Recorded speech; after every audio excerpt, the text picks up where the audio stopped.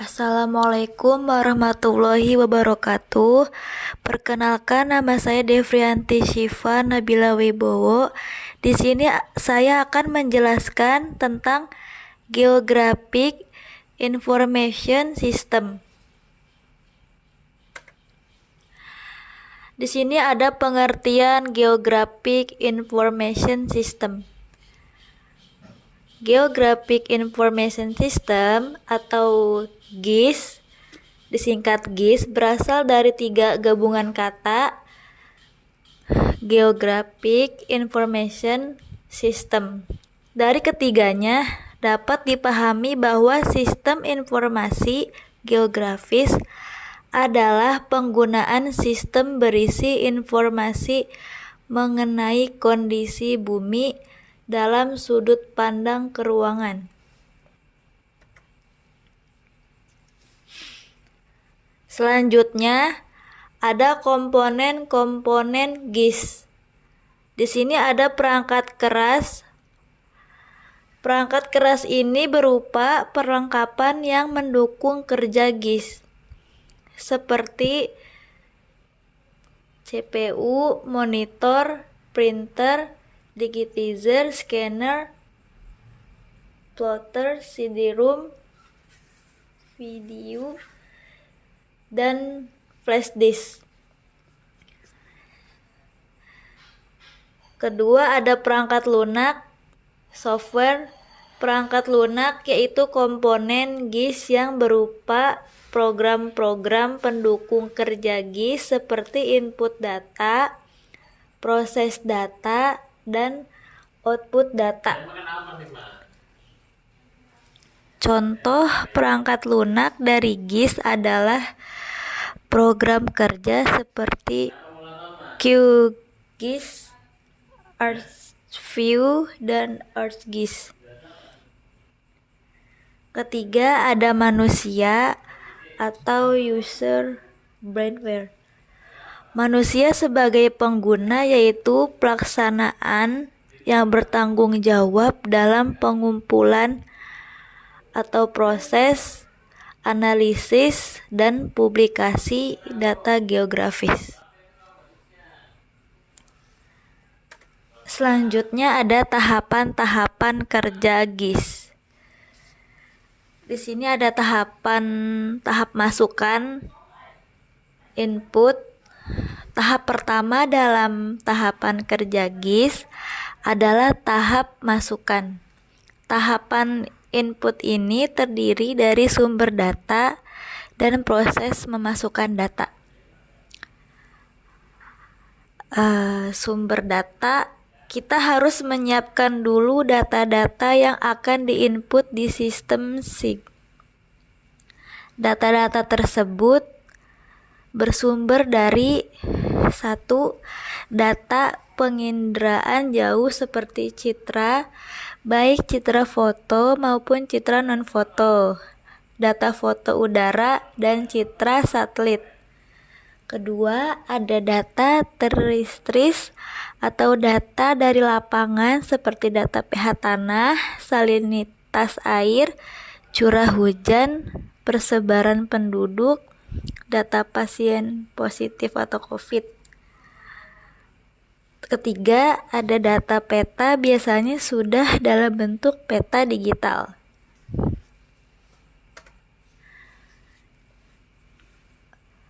Tahapan kerja GIS yang kedua ada proses pemasukan data. Setelah data yang dibutuhkan terkumpul, langsung saja dimasukkan ke dalam aplikasi GIS.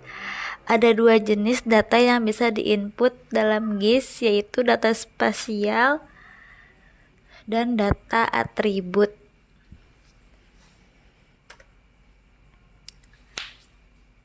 Lalu yang ketiga ada tahap pengolahan.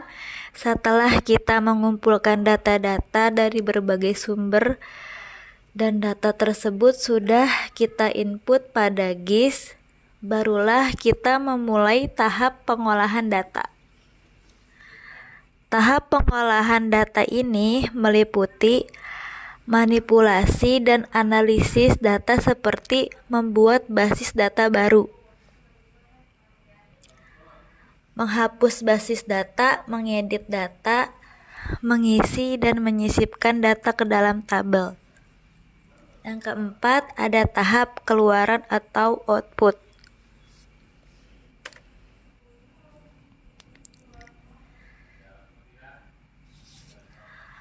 Lalu ada analisis data sistem informasi geografis.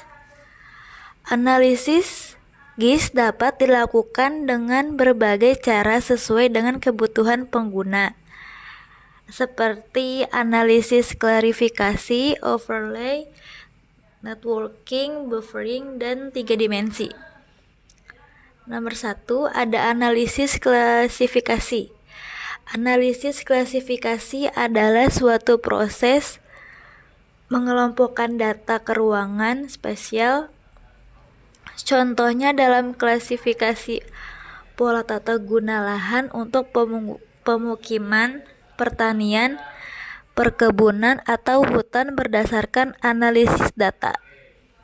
Yang kedua, ada analisis overlay. Analisis overlay adalah proses untuk menganalisis dan mengintegrasikan tumpang tindih 2 atau lebih data ke ruangan yang berbeda. Contohnya dalam analisis daerah rawan erosi dengan menggabungkan data ketinggian, jenis data, dan kadar air. Yang ketiga, ada analisis networking. Analisis ini bertitik tolak pada jaringan yang terdiri dari garis-garis dan titik-titik yang saling terhubung. Analisis networking seringkali dipakai dalam sistem jaringan telepon, kabel listrik, pipa minyak atau gas, maupun pipa air minum atau saluran pembuangan. Yang keempat, ada analisis buffering. Analisis ini menghasilkan penyangga berbentuk lingkaran atau poligon yang meliputi suatu objek sebagai pusatnya. Dengan menggunakan analisis buffering, kalian bisa mengetahui berapa parameter objek dan luas wilayahnya. Yang kelima, ada analisis 3 dimensi. Analisis ini digunakan untuk memudahkan pemahaman karena data divisualisasikan dalam bentuk 3 dimensi. Penerapannya bisa digunakan untuk menganalisis daerah yang rawan terkena bencana. Lalu kita ke fungsi sistem informasi geografis. GIS untuk inventarisasi sumber daya alam. Singkatnya, manfaat untuk inventarisasi sumber daya alam adalah sebagai berikut. Untuk mengetahui persebaran sebagai SDA, misalnya minyak bumi, batu bara, emas, besi, dan barang tambang lainnya. Untuk mengetahui kawasan lahan potensial dan lahan kritis. Untuk mengetahui kawasan lahan pertanian dan perkebunan. Untuk mengetahui perubahan penggunaan lahan. Untuk memantau daerah pasang surut guna mengembangkan lokasi pertanian atau kepentingan lain. Untuk memetakan kesuburan tanah yang diperlukan dalam usaha pertanian. Lalu yang kedua, ada GIS untuk perencanaan pembangunan. Perencanaan pembangunan dengan memanfaatkan GIS dapat dilakukan melalui analisis peta-peta tematik. Dengan analisis ini kita dapat mengetahui kemampuan lahan. Yang ketiga, ada GIS untuk perencanaan ruang. GIS bermanfaat sekali untuk perencanaan suatu wilayah, pendataan, dan pengembangan pusat-pusat pertumbuhan dan pembangunan menggunakan GIS. GIS juga digunakan untuk mengetahui persebaran penduduk persebaran penggunaan lahan, baik untuk mengembangkan pemukiman penduduk, kawasan industri, sekolah, maupun rumah sakit.